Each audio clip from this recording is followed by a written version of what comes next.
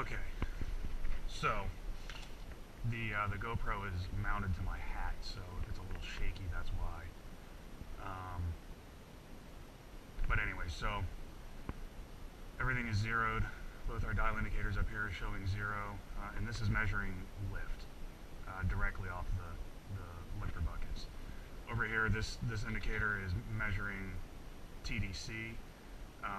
This is not an absolute measurement. This is a comparative measurement. We don't care how much the piston pops out of the block, if it does or it doesn't. All we care about is measuring when we actually get to the top of the bore. So what I'm going to do is just illustrate. I'm going to back off,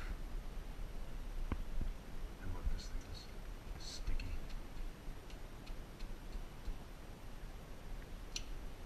So we'll just reset this. I'll show you guys how we do this. So this is a tool that we've found double duty for.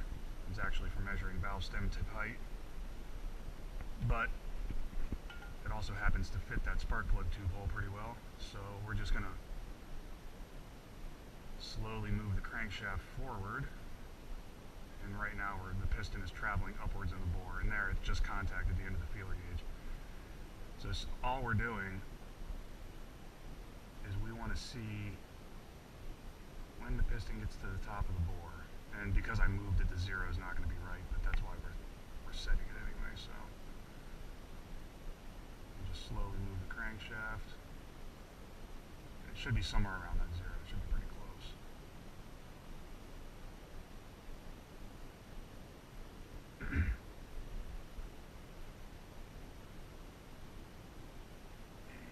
And you'll see that needle change directions when the piston starts going the other way. So there, it stopped moving. If I go a little further, it'll start changing directions again. So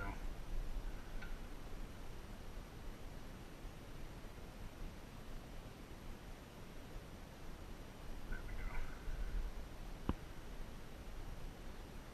Change our 0 point. Lock that down.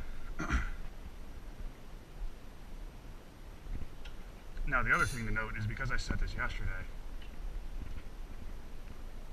see, my dial indicator is being a pain in the butt.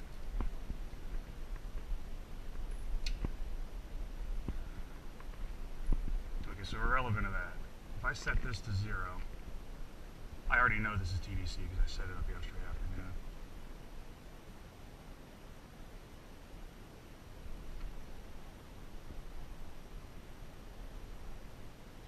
So there's 0.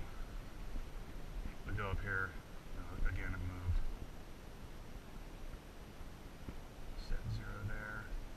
Now if you want to check yourself, we'll just take this thing.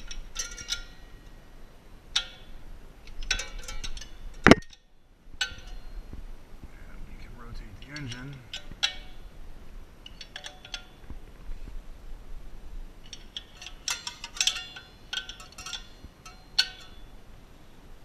So that's one rotation, but the cams have to go twice.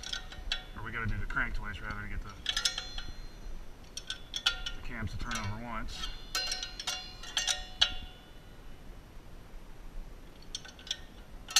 So now let's watch the dial indicator. See, now it's decided not to be sticky. So when that hits 0.4 and 0, you should show 0 on our wheel.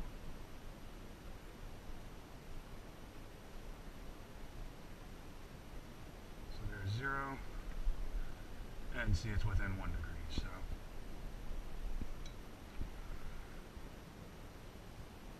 sometimes it can be a little tricky because the piston does dwell at TDC. Not a whole lot, but it does dwell. So so these have moved a little. Okay. So the first thing we want to do is we're just going to start slowly turning the crankshaft. We're going to watch. So the first lobe that's going to do anything is going to be the exhaust lobe. So we're going to start turning the crank until we see that indicator show movement. I apologize if the angles are funny. And again, you may not be able to see the readout on this digital dial indicator, but It's just kind of a slow, tedious process. Okay, so there we're showing 0.018 millimeters of lift. There's a number of ways you can do this. If we look at the cam card, hopefully you can see it. They call it actual duration. Actual duration is going to be from the moment you show any lift at all until the moment you stop showing any lift.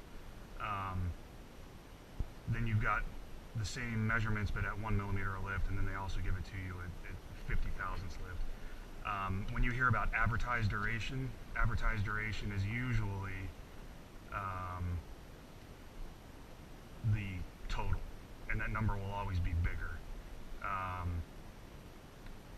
There's two schools of thought on that. Old school thought is, well, you really don't have any airflow before 50 thousandths lift.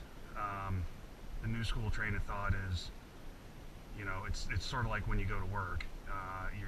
You punch in and then you go to the coffee machine and screw around.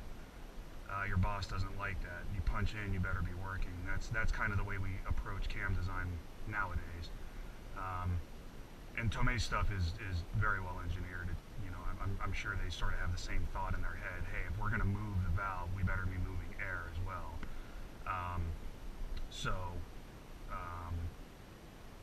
The actual duration numbers start to mean more and more nowadays.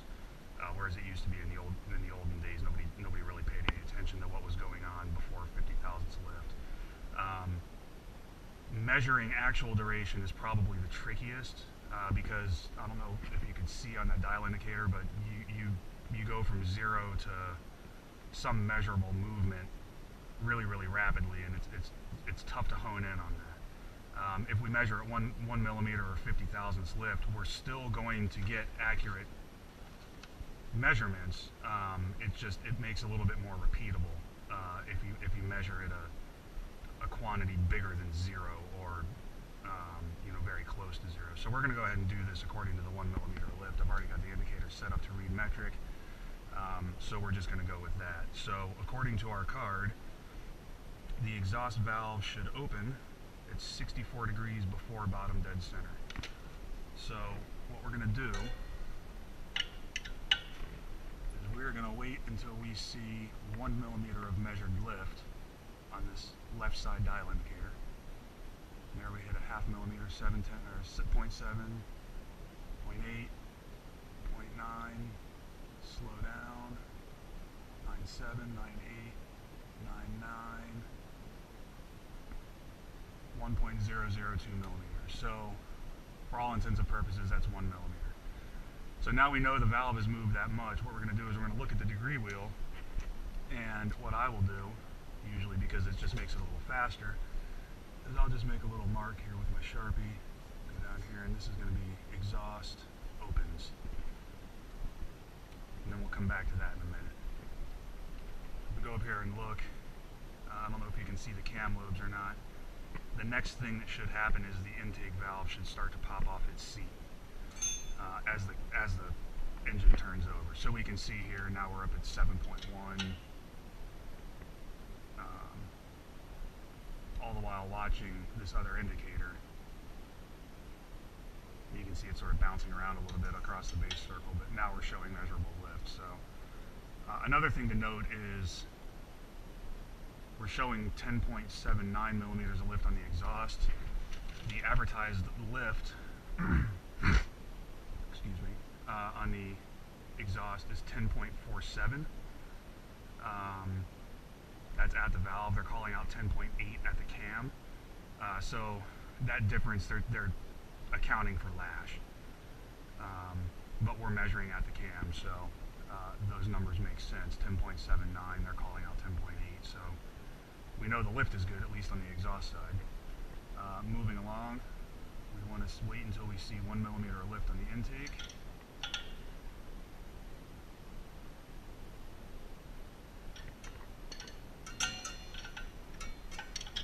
Actually, it looks like we're going to see 1 millimeter of lift on the exhaust first, but they're very close. I don't know if you can see that or not. 1.3 on the exhaust, 0.5 on the intake, so it looks like the exhaust event is going to happen first. So again, we're just going to proceed until we have 1 millimeter, 1.3, 07, 1.06, 05, 04, 03, 02, 01, 0.996, close enough. And we still are 0.7 on the opening side of the intake, so we're not quite there yet. So now again, we're going to go down to here to our degree wheel. We're just going to make a little mark. And this is going to be exhaust closes. And we're going to keep turning here on the, as we're watching the intake.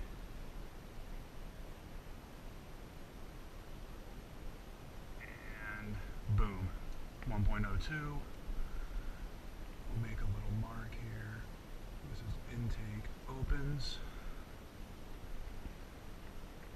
And then again, we're going to continue turning.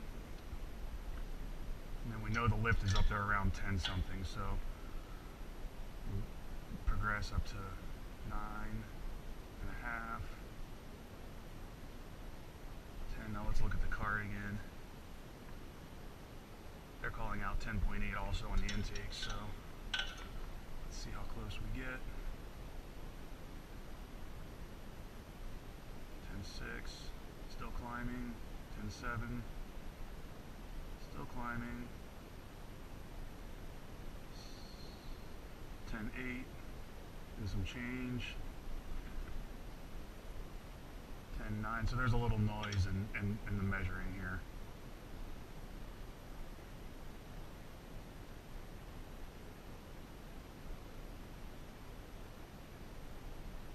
So there, now it's falling again. So we're within 1/10 of a millimeter. I'd say that's pretty good. So we're going to continue on here until we see 1 millimeter on the closing side of the intake.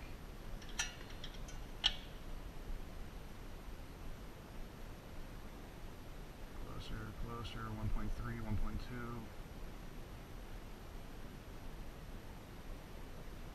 1.05. Too far. So when you go too far, obviously you want to back up. The problem is you got to take into account everything going on in the timing setup. So you want to go way back.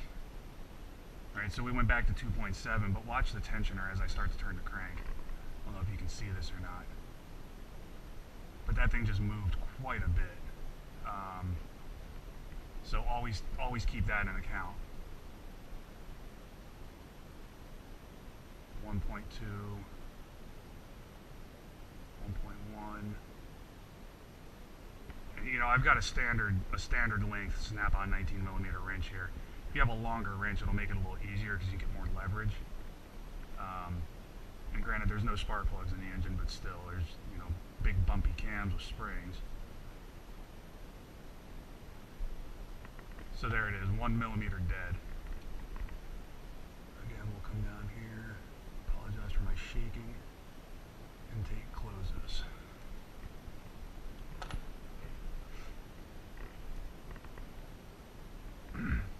Now what we can do is, we've got these 4 things marked. Usually what I'll do is I'll do the whole thing again.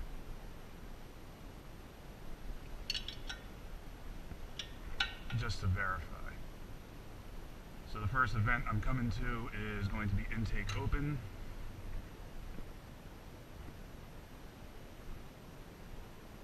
No, I'm on the wrong side of the cam. Ignore that. The first thing is going to be exhaust open. So we get up here. So here's TDC, here's BDC. So you can count this either way. The math is all the same. We're going to talk about before bottom dead center. So here's bottom dead center. So we're going 10, 20, 30, 40, 50, 61, 62 degrees before bottom dead. Or 118 after top dead. However you want to look at it. But as we approach this slowly, we'll go up here and look at our dial indicator. And you see we're getting closer, closer. 0.7, 0.8. Too much. And you can see here I went past it. It jumped on me.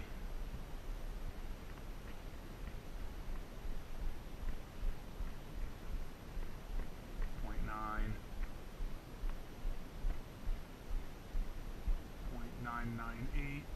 1.004, close enough. And you can see we're dead on where we were last time. So keep on trucking here, keep turning. Now here's our intake closes, but the intake hasn't opened yet, so we got to turn all the way around to get to that again. So we're going to keep on going here. And the next event we've marked on our wheel here is exhaust closing. So again, as we get closer, we see we're at 1.4, 1.32, 1.17, closer, closer, closer, 1.07, 1.04, 3, 2, 1.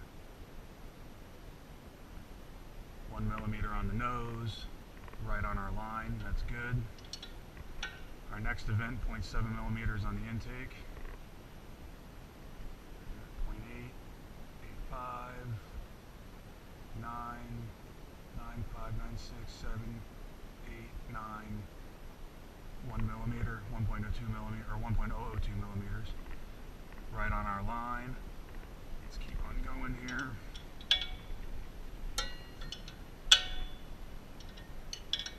There's bottom dead center again. Approaching intake closing. 1.3 up on the dial indicator. 1.2, 1.15, 1.09, 87, 0.998, and there we are right on my little shaky line. So, now that we've done all of that, we'll go over here to our worksheet, our pen, and let's do this. Let's turn the degree wheel so that it's a little easier to see. Everything will be upright. Alright, so there we are back at TDC. So remember, the engine's turning clockwise. So if we look at our sheet here,